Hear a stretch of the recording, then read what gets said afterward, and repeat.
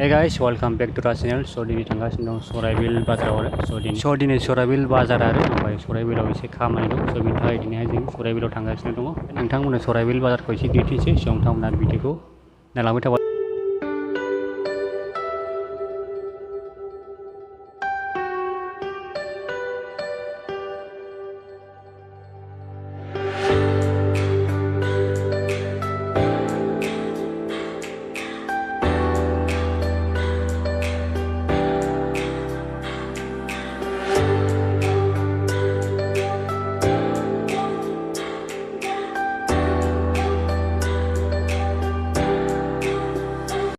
बेनो जाबाय सराइबिल बाजारा ओमफ्राय सिङाव हाबनाय जायाखै आरो नोंथांमोननो बाहेरनिफ्राय दिन्थिनाय जाबाय मानो होनब्ला एसे खामानि दं आरो ओमफ्राय एसे हाखु दाखु थाब थांफिननांगौ जाबाय सिङाव हाबनानै नोंथांमोननो दिन्थिनो मोनाखिसै आरो सम मोनबा दिन्थिफिनसै स' नोंथांमोना दा लामानिफ्राय नायबानो जाबाय दा जों ओरै थांगासिनो आरो लामानिफ्राय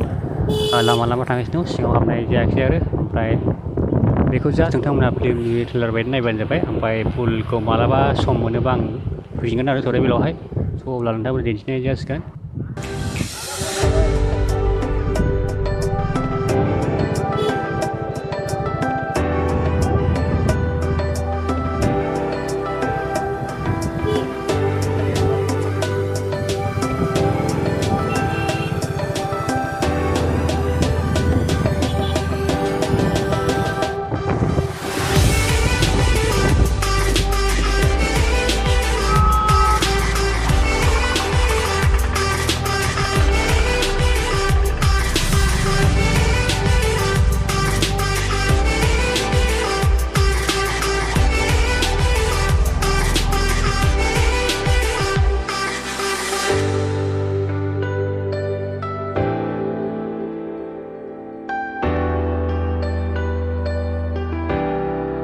दिनैनि ब्लगा बेसेल'मोन आरो गुसुं जाबाय मानो होनबा खामानिनि थाखाय थांदोंमोन ओमफ्राय